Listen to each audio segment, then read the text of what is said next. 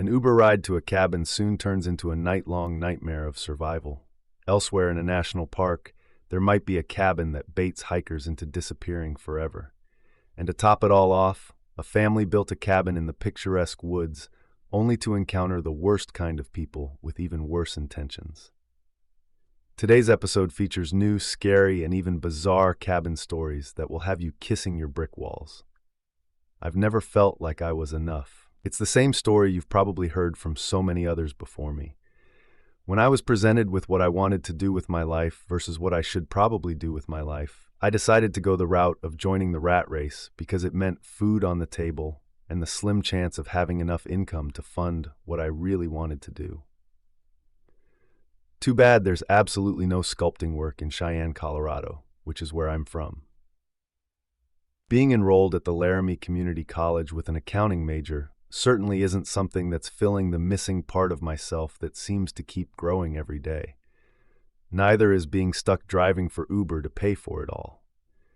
Knowing that money could go towards materials, a promoter, or fees to have my work featured at expos over in Denver, but is instead going towards tuition, books, and whatever new software program my professors make us buy, which are only ever used for one semester and never touched again, it kills me inside, especially if it means dealing with all the nonsense I face every day at work, whether it's rude customers, unprompted one-star ratings, or people leaving garbage in my car.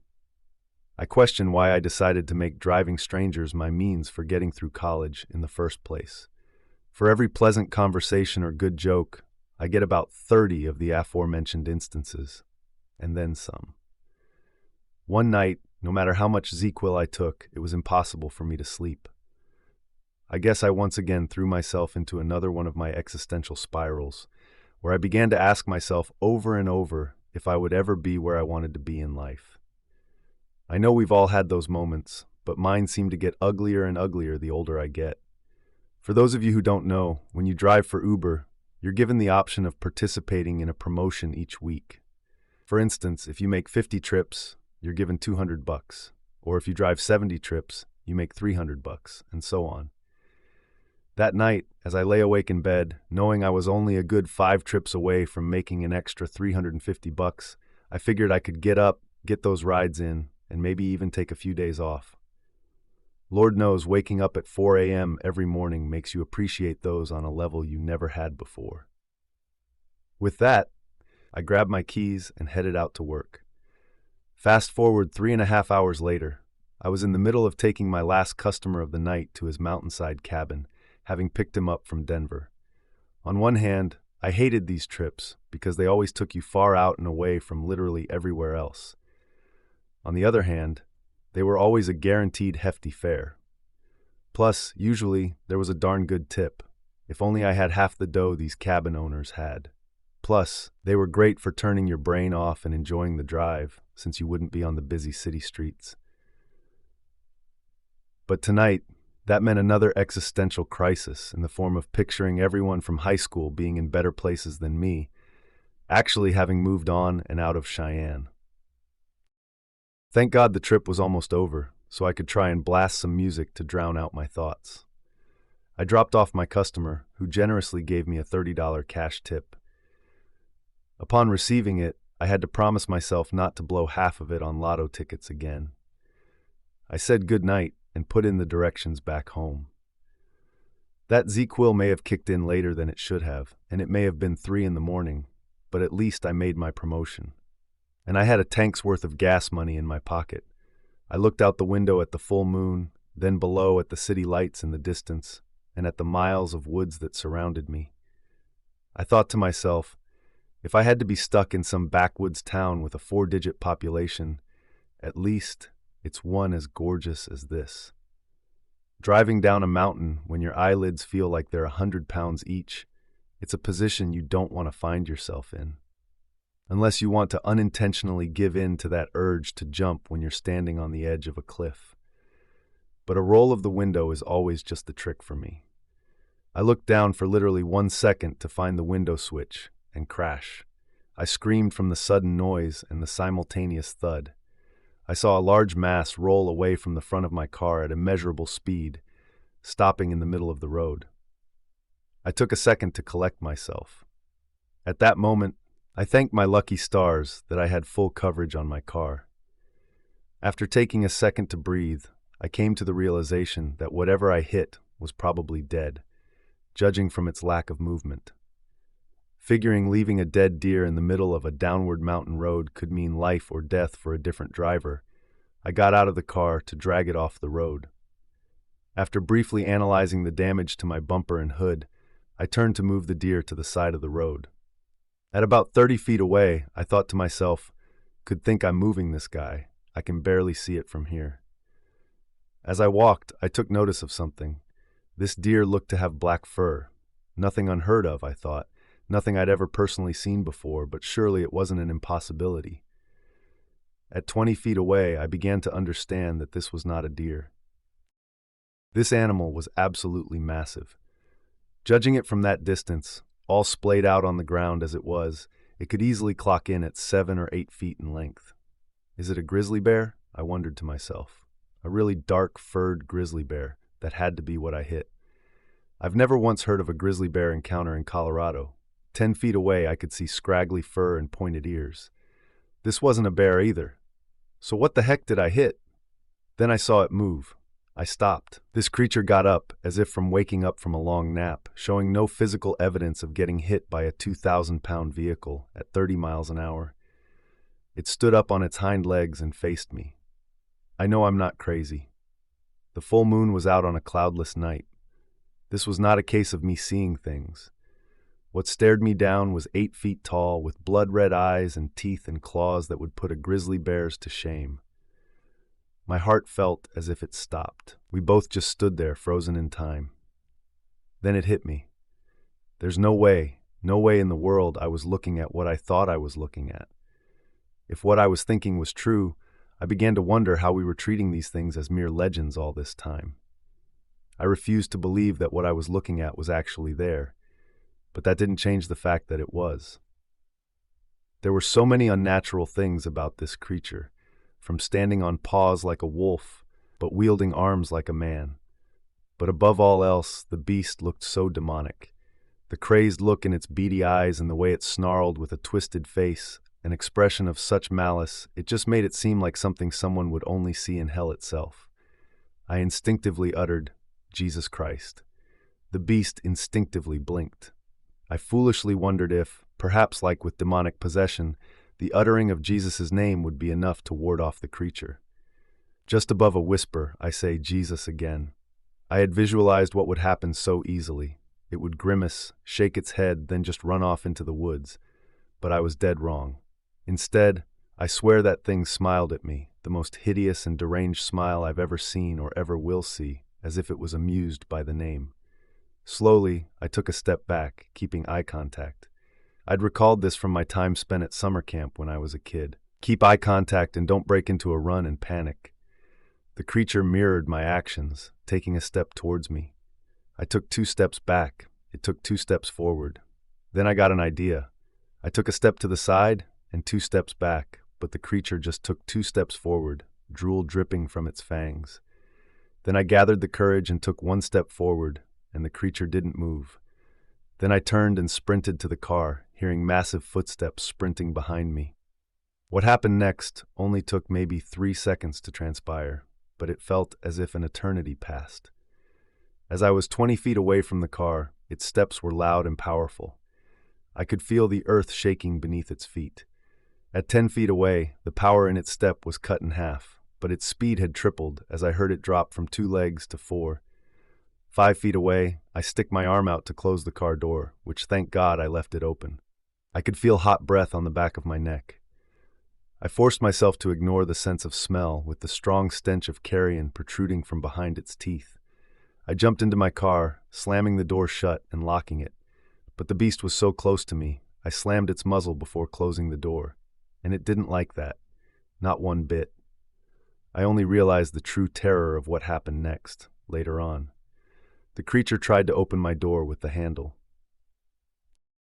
The fact that I was facing a creature with such strength, speed, and senses, now paired with the sentience of a man, would later make my blood run cold. It punched its massive clawed fist through the window, breaking it. I shifted into drive and floored the gas pedal, almost causing my transmission to slip. I screeched away from the creature, more shaken up than I've ever been my entire life. I've had to hide in my cellar from tornadoes when I was a kid, and I've had a close encounter with a child predator, but nothing has left my core as brittle as this. As I sped away, I thought I was safe, but I was dead wrong.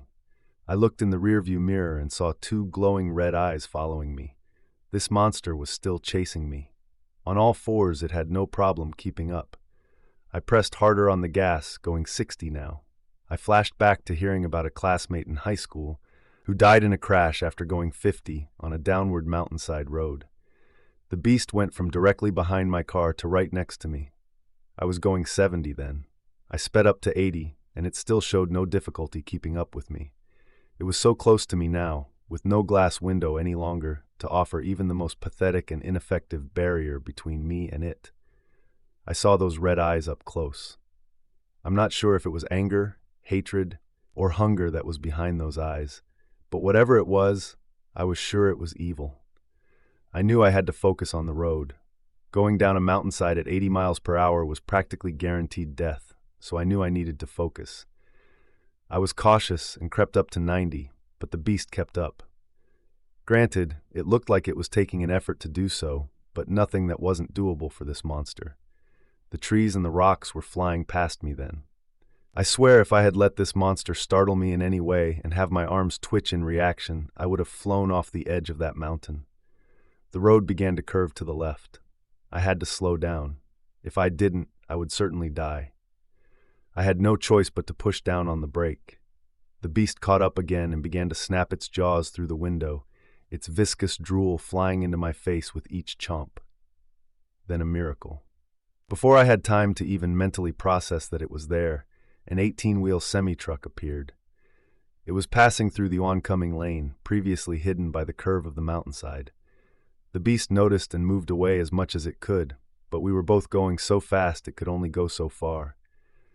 It slowed down and moved a bit to the right, but the truck hit it. I watched it launch into the air like a rag doll. I gave a nervous laugh of relief. If given more time to actually let everything that happened sink in, I would have cried. I thought to myself that this would make a heck of a story to tell, a story that, little did I know at the time, had hardly begun. A few minutes passed, and while I may have lost the creature, I was still driving way too fast down the mountain to avoid any chance of it catching up. Unfortunately, I had forgotten about a really deep-looking puddle that I remembered spotting on the way up the mountain. Before I knew it, water shot up from the sides of my car, and any control I had was lost. I crashed into the metal barrier, and by some work of God, I was going slow enough that I didn't end up catapulting myself over the edge of the mountain. After collecting myself for what felt like the millionth time in the past half hour, I knew that my car was definitely screwed now, judging by all the warning lights that went off. I got out of my car and didn't even bother to look at the damage. I took out my phone, screenshotting my coordinates, and figured I'd call my insurance company tomorrow. I looked at how far away I was from my house, and to my surprise, I was only a 5-mile walk away from my own place. I lived right at the edge of the woods that I was standing right in front of, so I made the decision to walk home. I just wanted to keep moving, get home as soon as possible, rather than wait around in my car for a tow truck, playing with the chance of that creature finding me again. So into the woods I went. 2 hours later, I had about 1 mile to 1.5 miles left of walking before I had reached my house. I was still having trouble comprehending everything that went down on that mountain. Was I understanding this right? Werewolves are real. Why did it want to kill me so bad? Is that trucker that hit it okay? Questions I could only ask myself every 20 minutes or so. If I thought about them for too long, then every sound I heard in the distance would have my heart beating out of my chest all over again. I decided that what's over is over, and that I would focus my thoughts on literally anything else. So I began to think about which TV dinner I would heat up when I got home. Lord knows I wouldn't be able to sleep. As I walked, I noticed something. The The crickets, owls, and every other woodland animal went completely silent all at once. The other takeaway I got from summer camp came crashing down on me. If everything just went silent, there's a good chance that means a predator is nearby. Then I heard it, the sound that will haunt my nightmares for the rest of my life. The loudest, most unholy howl echoed through the woods. This was nothing like any wolf howl, or even those found in your typical werewolf movies. This sounded so unnatural, so pained, almost as if the beast had taken a spear to the heart. I stopped dead in my tracks, feeling my heart sink into my stomach while doing so, because that howl didn't sound very far away. I stood still for a moment, then without thinking, I just took off into a run back on the mountain. Everything happened so fast and so suddenly, I didn't have time to process everything that went down. I was numbed with the adrenaline combined with fight or flight instinct. But now that I'd calmed down at least some, and I knew that it was approaching, my mind began to run along with me. It had found me. It had survived a hit from a semi-truck, and it found me. It must have caught my scent and went out of its way to hunt me down. Another howl so much closer then, even with thick woods to navigate through, and an infinite number of low-hanging branches to dodge, this monster was making serious ground at an alarming rate. 1 second I was running, the next I was on my back, blood dripping down my face.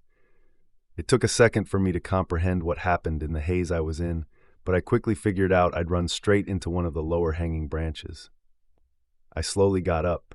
Things were quiet, but not as quiet as before. I looked to my side.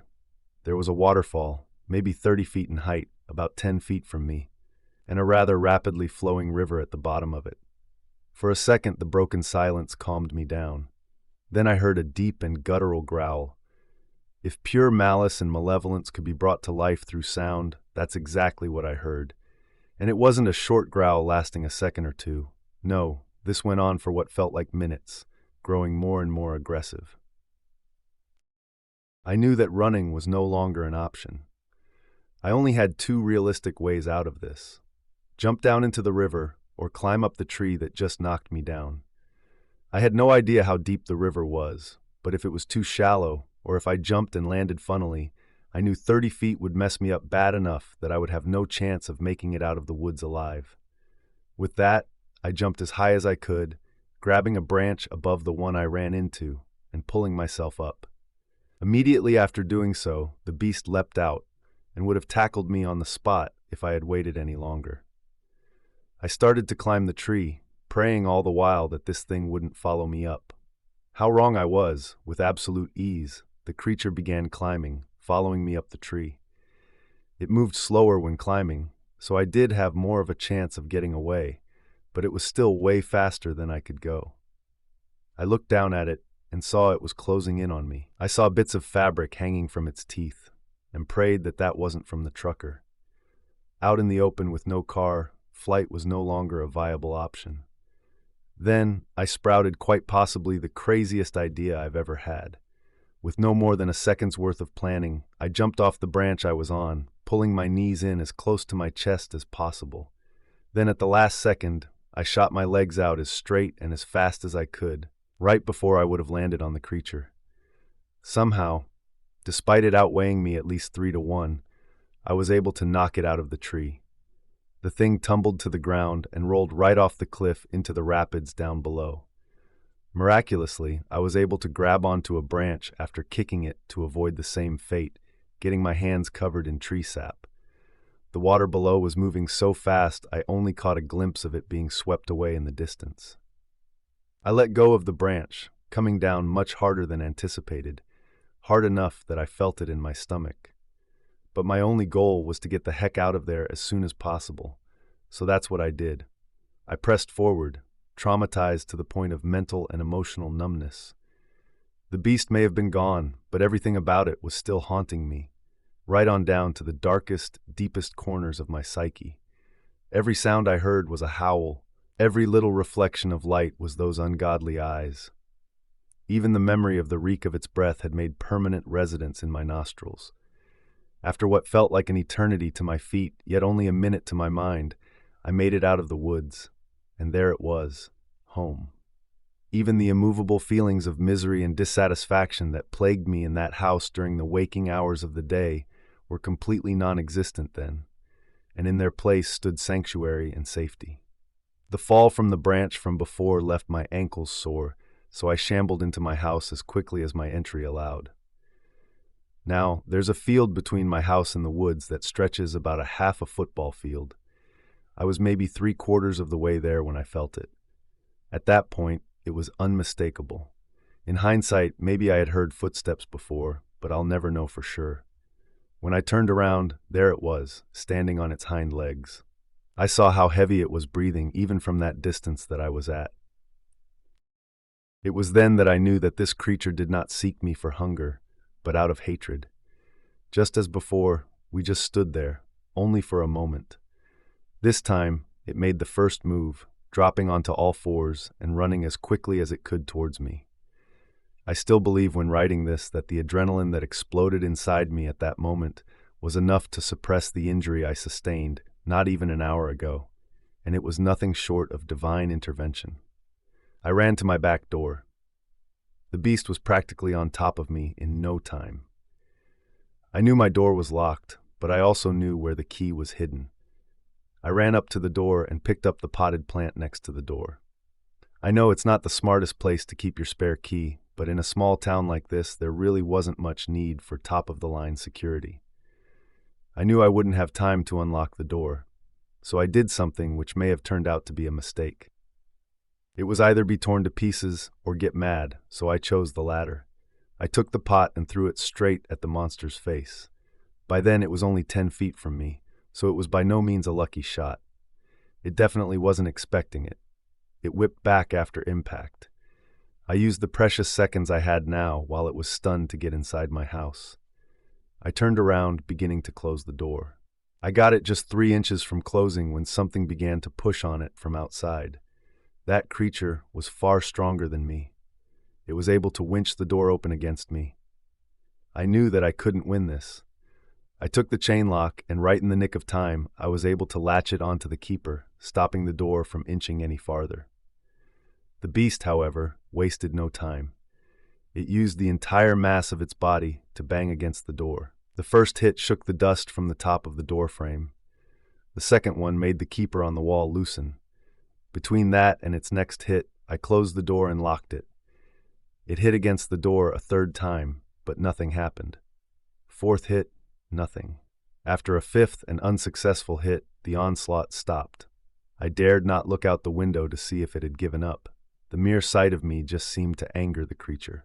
I made my way upstairs to the second floor to peek out the window behind the curtains of my bedroom. Halfway up, I nearly had a heart attack. A loud crash penetrated the short-lived silence in the air. The darned thing must have burst through my kitchen window. With no time to recover from the fright, I ran up the stairs and into my room, where I kept my .38 special revolver for home defense. I made it to my room, closed, and locked the door. Then I hurried to my bedside table drawer and pulled out my gun. After turning off the safety, I checked, and it was loaded. I heard all sorts of furniture crashing and glass breaking downstairs. I figured if that's keeping it content for now, so be it. But of course, it didn't. It came for one thing, and that seemed to be me. I heard it slowly stomp its way up my stairs. I could tell it was on its hind legs then, judging by the speed and weight at which it was moving. Memories of me cowering at the very thought of the boogeyman when I was a kid came rushing back to me as I now hid in my room, trembling on the verge of tears and fear. It broke down the door to my study room, trashing it much like it did downstairs. Then the bathroom door was broken. It knew I was up here. I knew that even with all 6 rounds, a creature that big and that ferocious would not easily be taken down. And with the way it seemed to just brush off getting hit by a car, launched by a semi-truck, and falling down a cliff and into rapid waters, 6 little bullets at best could briefly incapacitate it, I guessed.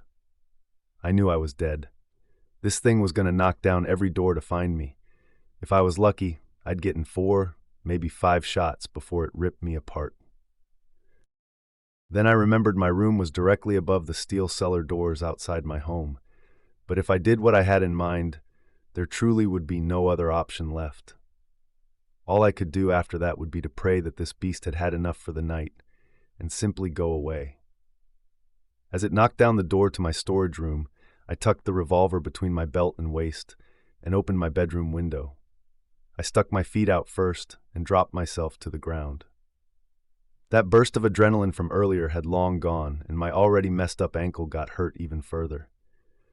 I stumbled to my cellar doors and opened them. I looked up, seeing the beast sticking its head out my window, sniffing around. It stopped, then looked down, spotting me. With a grisly snarl, it brandished bloody teeth. I almost froze then. It went back inside, and I knew it was then or never. I closed the cellar doors and locked them shut. I could hear from outside the creature burst through the window, crashing down on the ground in front of the cellar. Once again, it began banging against the doors. This cellar was meant to withstand Category 4 tornadoes, but even those monstrous storms were natural. I wish I could tell you how many times that thing bashed itself against the cellar doors, but I honestly lost track after 40. By then, the doors had already begun to bend. That memory acts as my idea of hell, a creature with nothing more than a hunger for your blood to be spilled, slowly breaking its way into where you're hiding, afraid, knowing that it's a matter of time, not a matter of if. Suddenly there was a pause. A minute passed, and after having a second to figure out what to do with my fear, I decided to heck with it. I've never felt as if I'd done enough with my life, and I decided then, for once in my life, I was going to take control and prove to myself that I had it in me to not let something keep me down. I would take this quiet moment to catch the creature by surprise. It seemed as if one of us had to die for this to end, and I was going to do whatever it took for that not to be me. I burst open the cellar doors, raising my gun, ready to aim and ready to fire, but the creature was gone. I frantically looked around, even back up at my bedroom window. It wasn't there any longer. Then I noticed the dawn had broke. Sweet, sweet sunlight had started shining over the tops of the trees, overtaking the dark of the night, a sight I truly never thought I'd ever see again. I tumbled to the ground, crying with relief. I had survived. That day I took care of my car, filing a home insurance claim too, referring to the incident as a break-in. I checked myself into a hotel about a mile away from my house. My house would be under repair for the next week, so my insurance company provided free lodging while repairs were underway. At the front desk, the person working there asked me if it mattered where I stayed, and his question made me wonder. I asked if I could be put into a top-floor room. After assuring them that my ankle injury was nothing more than a sprain, that I would have no problem getting up there, I made my way to my room, where for the first time in years, I had no trouble throwing myself in bed and going right to sleep. I woke up in the middle of the night. I got up and looked out the window. Despite the long distance, I was almost certain that I saw a dot moving around my house. I shrugged it off, knowing there's no way to be certain what it was from that distance. Before I turned away, I heard what could easily be mistaken as a train whistle, but I knew in my gut what that sound was. That was a howl, and almost as if to reassure me that it was a howl, as soon as I heard it, the dot made its way back into the woods behind my house. That was enough for me to start looking at cheap, out-of-state apartments, hopefully where this monster won't find me.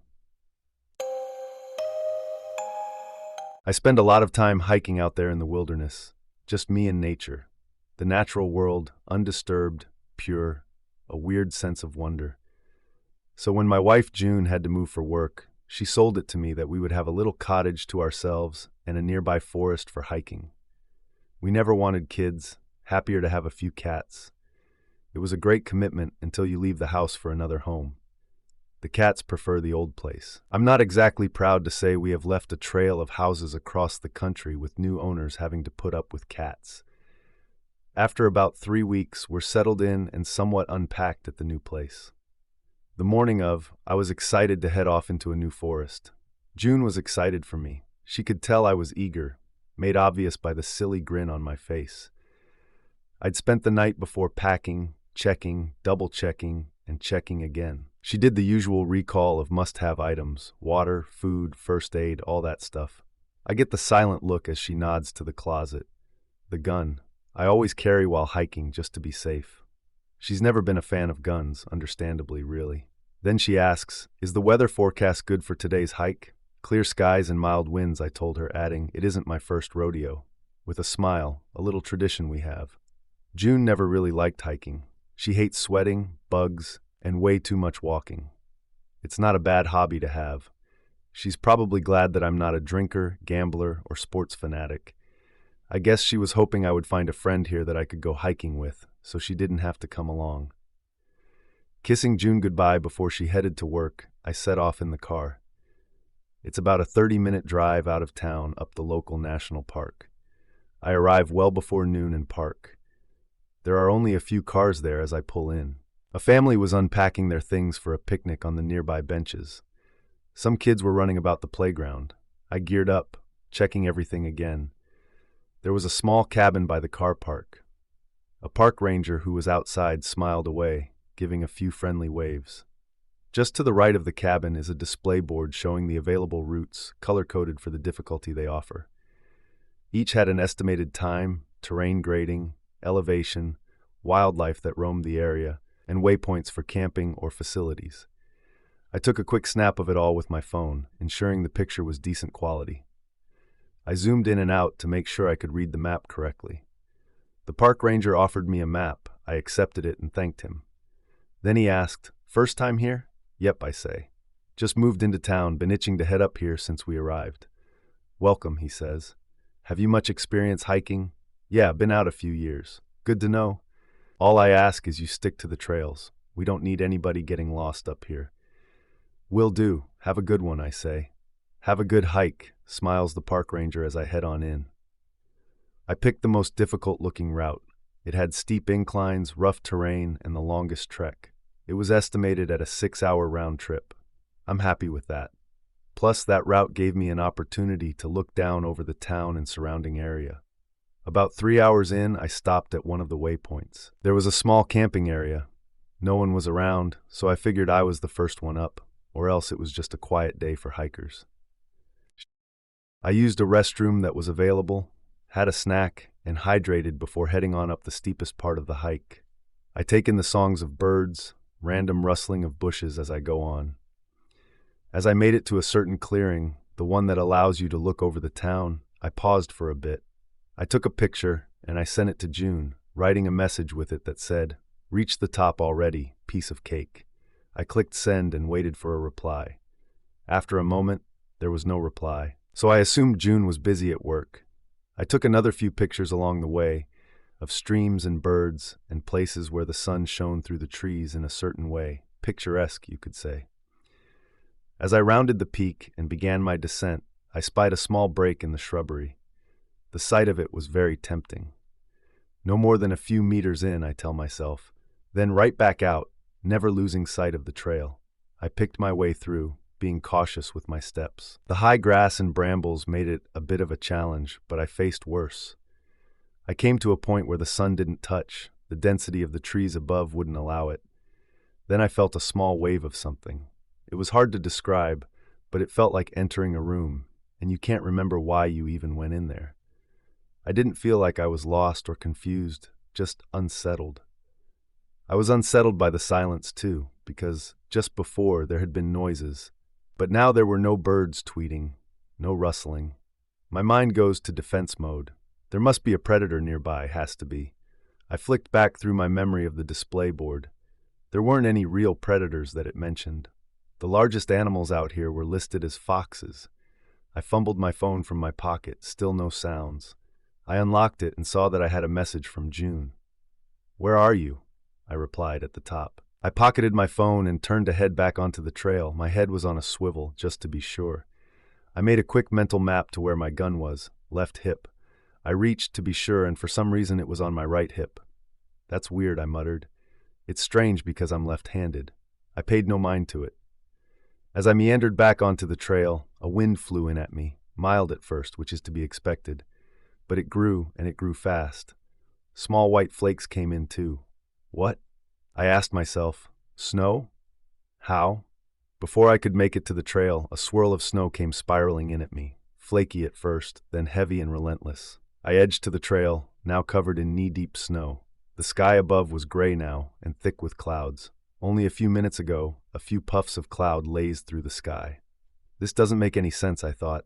It's summer, my wife's month, June. I peered through silted eyes to my left and right. I knew the trail led back down to my right, but it was now blanketed in snow. How could this be? I kept wondering. It didn't make any sense. There was no reason for it. The wind and chill cut deep, and I moved back into the small break to shelter myself from the wind. It felt warmer in there. It was a weird contrast between howling white and warm greenery, so I decided to move farther back into the tree line. Before I knew it, it felt as if the wind and chill had abated, but the darkness still lingered. I figured it would be best to wait out this unexpected blizzard in a warm spot. I guessed it would be warmer even farther in, and it was. The high grass and brambles seemed easier to deal with. I glanced back as often as possible, keeping a close eye on the way out. Then I checked for my gun. Left hip. Wait, no, it was the right hip. But why? I spotted a clearing up ahead. It was a little overcast, but had no snow. This was nonsensical. I moved on just to get a place with a better source of light. As I neared the clearing, it began to darken. There were a few flakes at first, but as I stepped into the clearing, the snow got heavier. What in the world is happening? I checked the weather before coming here, I thought. I saw a line of trees that veered to the right. I followed them, and the gray sky moved quickly into dark. It happened so fast, my eyes didn't even have time to adjust. Like walking into a dark room. I looked back. More darkness. The pathway seemed thicker than it had been when I went through. My footfalls and breaks in the long grass weren't visible. I was freezing at this point. I sometimes huddled around myself, teeth rattling. This was so weird. What was even weirder was the swirling snow that made no sound. Despite the speed of the wind, the tall trees around, too. There was no sound coming through, nothing. I rounded into deeper grass and snow, and at a certain point, I can't be sure when, the fall of snow stopped. The wind died away, and I was left in an open space of white, kind of. Still my eyes adjusted, and I saw what was ahead of me. A log cabin. A small mercy until I realized it was surrounded by a wire fence and barbed wire. Each corner post of the perimeter was higher than the fence and topped with floodlights. I could feel my face numbing to the cold, but the snow had stopped, and the wind was gone, but the chilly air remained. What struck me as odd, besides the fenced-off cabin in the middle of the woods and the unexplained blizzard, was also the fact that I could not see my breath. It should have been coming in clouds, but it wasn't. The cabin sat about 100 meters inside the perimeter of the fence. I made my way closer, hand on my gun not drawn, but glancing about. The cabin had a light on, a steady plume of smoke flowing from the chimney, and the door was open. Maybe someone had just stepped out to get some more wood for the fire. The thing was, the snow around the cabin was undisturbed. The lure of the heat beckoned me towards the fence. I saw something on the fence that I didn't expect. Signs that read, "Do not disturb, stay out, trespassers will be," and one crude sign looking nothing like the rest. Written on a piece of cloth and some kind of brown paint, it read, "Don't." Now, I'm usually one to obey the rules, but the cold was encouraging me to ignore the warning signs, despite how well placed and blatant they were. I fished my phone from my pocket. The screen was the same as before. I sent a message to June, then cursed myself and called her. The dial tone told me there was no service. I peered down at the screen, no bars, no internet, and 2 new messages from June. I sent a message back. The message, of course, didn't send just yet, but right at the moment, I needed some shelter. I took a look around, still no sign of life, no sounds or anything. All that I could see were the tracks I'd made this far. I put my phone away and I told myself, screw it.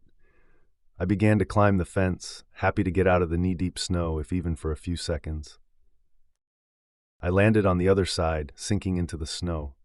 For some other unexplainable reason, the snow on that side wasn't as deep. I looked to the cabin and saw that the door was still open, smoke still puffing away. Then something caught my eye. It was just off to my right. My hand flicked to my hip, then realized once again my gun was still on the wrong hip. What I saw sent a wave of fear up my spine.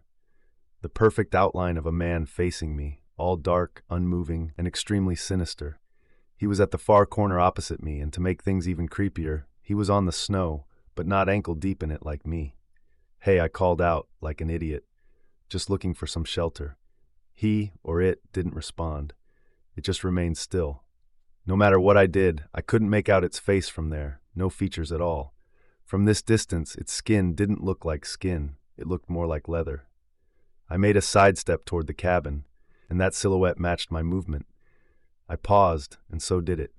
I began to breathe rapidly. I stepped forward, and it mirrored my step again. Then I reached for my gun. I got a gun on me. I yelled out an implied threat. The silhouette remained still, even without eyes that I couldn't see. I could feel it watching me. I stood still for a minute, and it did too. I took a slow step, and it did the same. I glanced over at the cabin and back to its owner, guard, whoever it was. I drew my gun then, pointing it at the ground, but making it obvious what I was doing. I'm going to go on in. Still, nothing. I took another step towards the cabin, then a step back. It did it again. It really didn't want me to be in there, and I couldn't stay out here. I held the gun steady and slowly sidestepped again, then forward like an awkward chess piece. I estimated in about another 20 steps we would be face to face. I somehow began to sweat, pure anxiety and fear. I don't want any trouble. I screamed one last warning before I bolted for the door. It matched my pace, stride for stride. As I neared the door, and as it neared me, I pointed the gun one-handed, waiting for it to come close enough.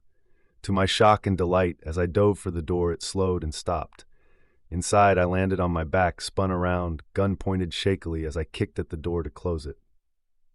I saw something that made me scream. The thing outside was now joined by exact copies of itself. There were about 4 more of them huddled in behind it. I jumped forward as the door slammed shut. I pressed against it and swung the extra latch into place. My breathing began to slow as I felt a tiny piece of calmness and safety. I glanced out the window, but due to the brightness of the interior of the cabin, I had to cup my hands around my eyes to get a good look. I couldn't help but feel that they might come towards the window and smash it, then try to pull me out. I braved it anyway, and what I saw through the glass was unsettling. They were lined up in front of the cabin, perfectly spaced out and perfectly still. I backed away from the window, turning to take in my surroundings. A basic cabin, in a sense. A bed, a back door, 4 windows, 2 in the front and 2 in the back. There was a door to the left. A bathroom, I assumed. A small table and chair sat next to the bed. There was an old radio on top of the table, along with a lamp. In the middle of the room was a huge mat with a strange pattern sewn into it. Of course, another weird thing, no fireplace. Where was the smoke from the chimney coming from, I thought.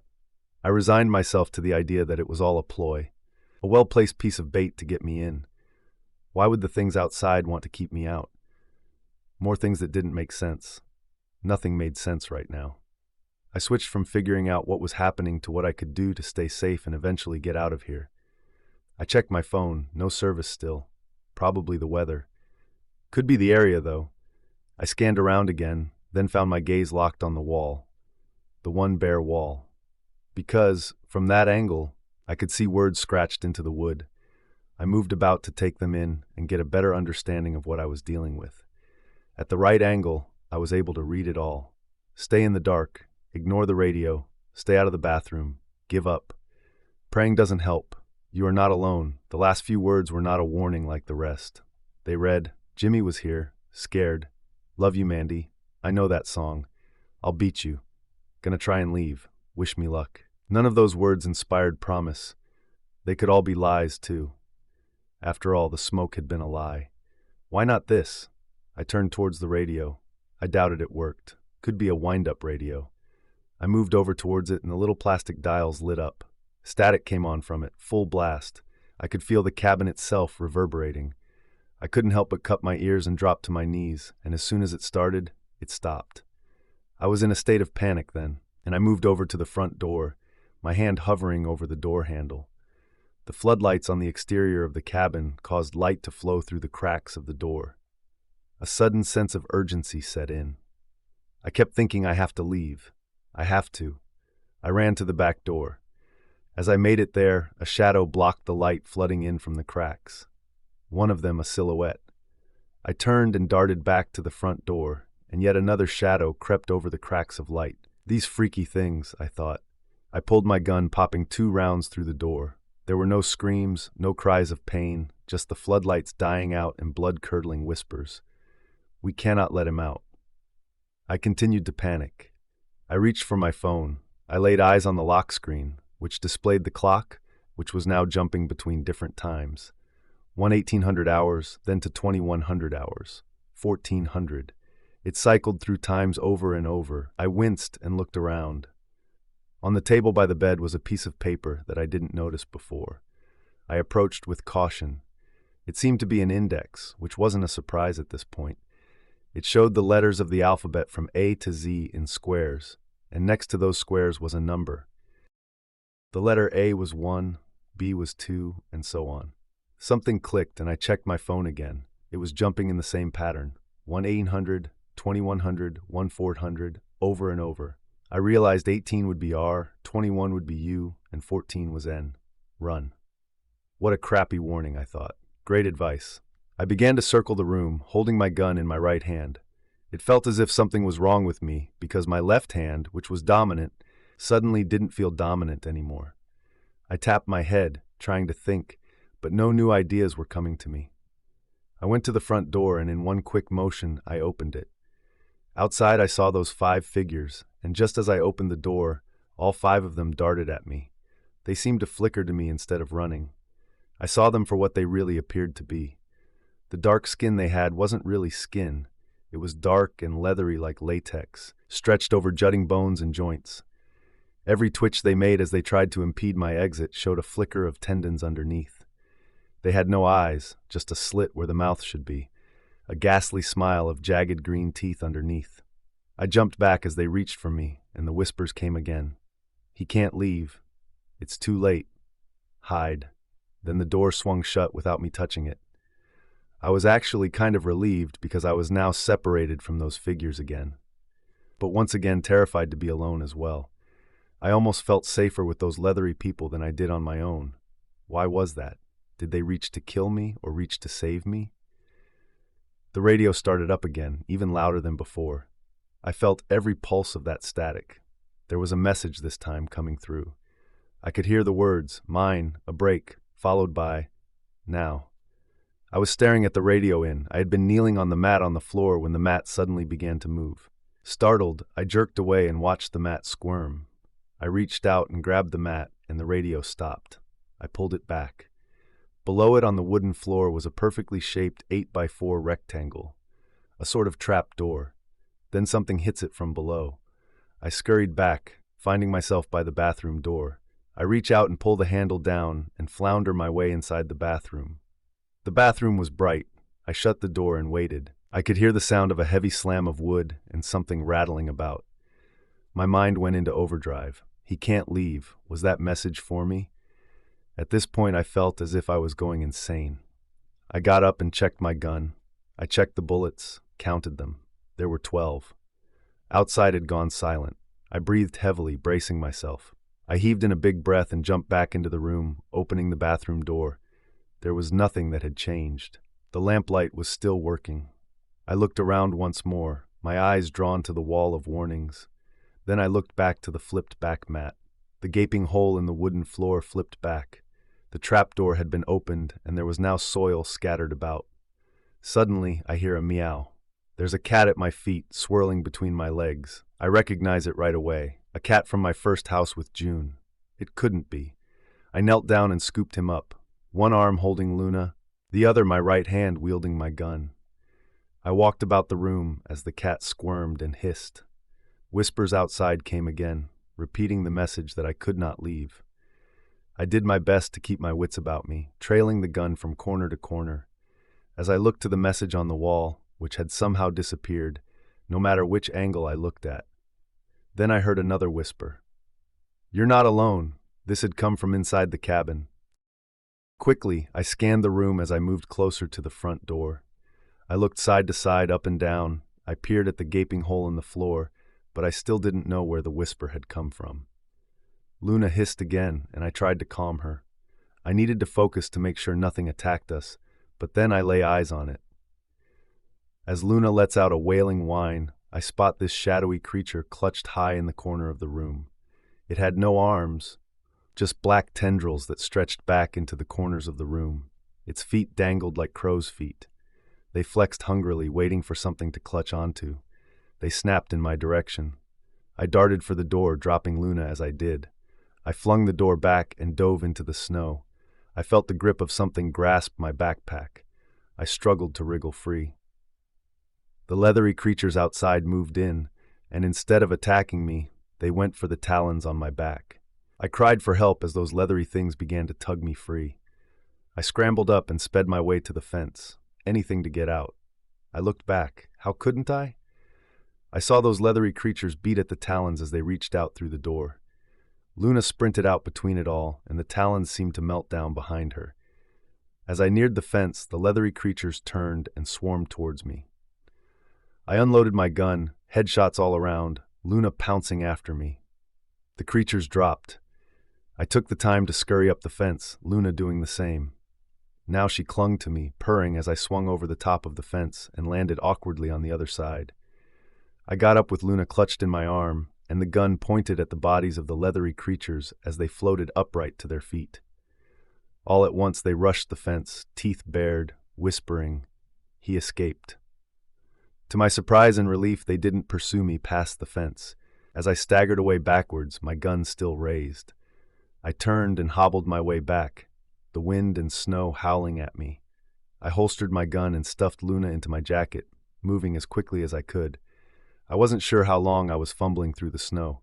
I got that forgetful feeling again. An edge of panic hit me, and I reached for my right-hand side, but the gun was gone. I checked my left side. There it was. I used whatever energy I had left to run.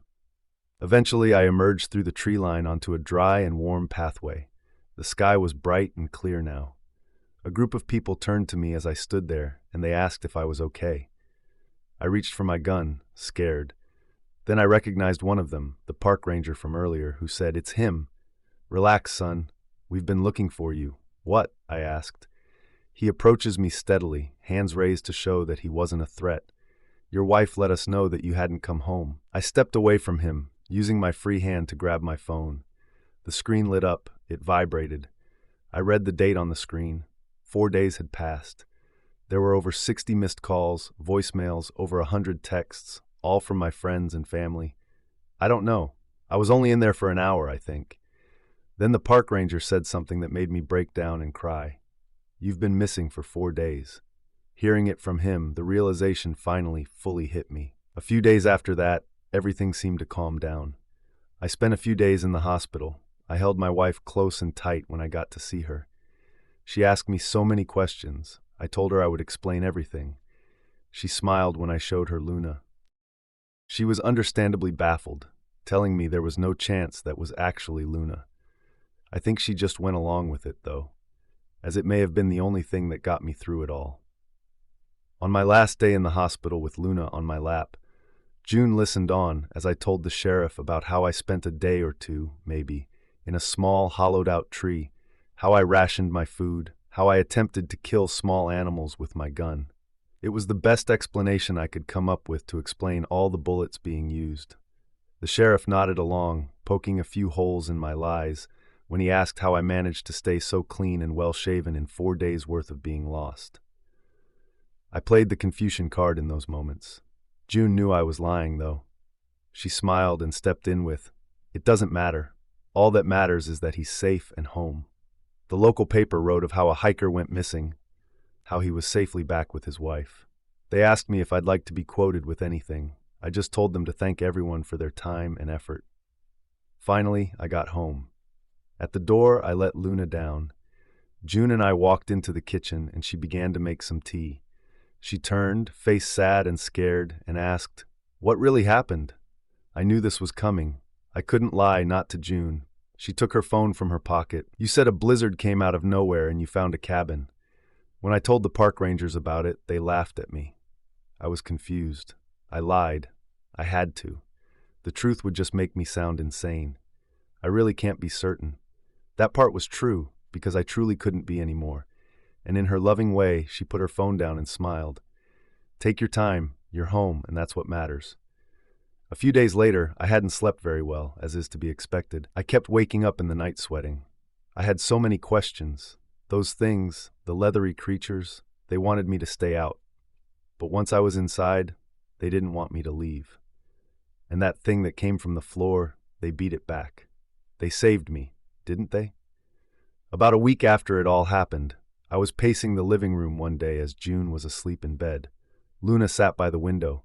I couldn't stop thinking about that thing in the cabin. I was certain then that those leathery creatures were trying to keep me out and that other thing in. I was a young mother living in rural Pennsylvania.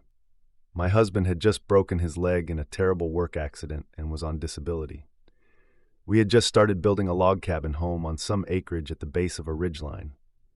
Our property was pretty far from the main road. You had to turn off the 2-lane road and onto a country lane, then into our driveway, which went through some trees and back into the deep woods where our home site was. The house needed finished, but we were living there doing everything we could to make ends meet. I had to get a job, and the only thing available at the time was a factory overnight shift which started at 11 p.m. One Friday night, I eased out of our driveway onto the country lane, making a left onto the 2-lane road that led back to town. Winding around bends and curves until I got near the first intersection, it was a 3-way stop sign where another country road came down off the ridge. I've stopped here hundreds of times, always pausing and looking up that hill. But tonight, I saw taillights glowing in the darkness, blocking my way to the stop sign. The car in front seemed to be stopped a long time, but there were no hazard lights or signals to go around, so I stopped behind them, quizzically wondering what was wrong and why they were stopped. I watched, waiting to see if they would proceed through the intersection. They didn't, and soon the driver door opened, and a large man got out.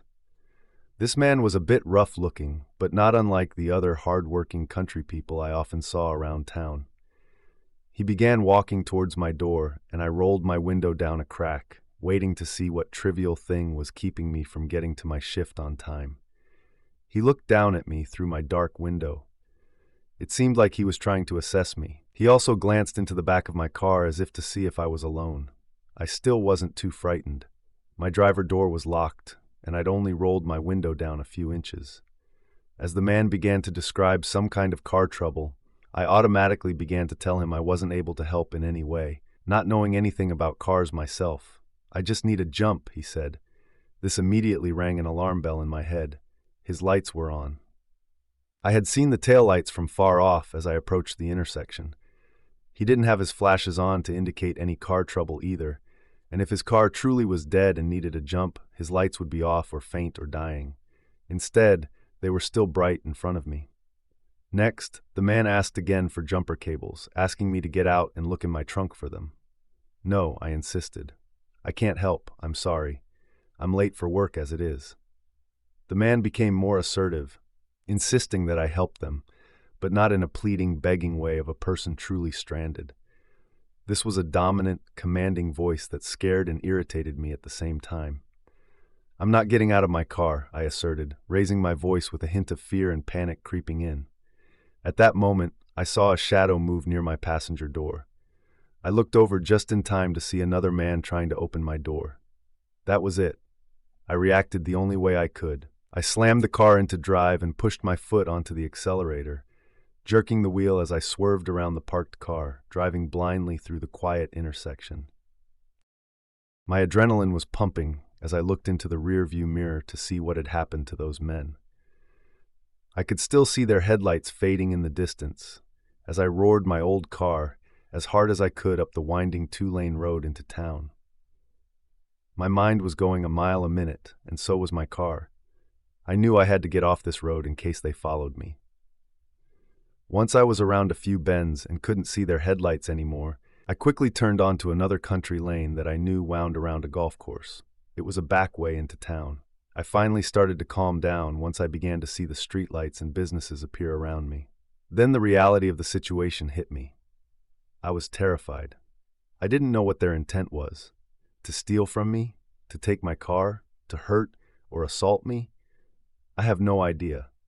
I found myself pulling into my job's parking lot, And once I parked my car and shut the engine off, I was racked with sobs and fear again as I broke down, holding my hands over my face, letting the tears flow freely down my face. A coworker noticed me and got me out of my car. They walked me into the building where I recounted my story to her and the manager on duty. They helped me call the police and report the incident. Then I was able to call my husband and tell him too. They offered to let me go home for the night, but I wouldn't go. I needed the money, and I wasn't enjoying the idea of driving back the same route again so soon. So I stayed. I took a trip to the bathroom to clean up and get my head straight. Then I went to work. In the morning I went home, hugging my husband and son close when I got back. I really counted my lucky stars I'd come through this safely. I still drive that way to work over 30 years later, as do both my sons. By now, I've driven through that stop sign thousands of times. Most of the time, I don't think about that incident all those years ago. But I still tell this story so that maybe my boys and their families will be more cautious and safe on their travels. Thank you for listening to another unsettling episode of Unexplained Encounters. Well, that brings us to the end of today's episode. I hope you enjoyed it. Remember to stay safe out there, because this world is full of strange and terrifying things. If you like and enjoyed these stories, then hit the like button, press the notification bell, and subscribe for more spine-tingling content. And we will see you in the next story.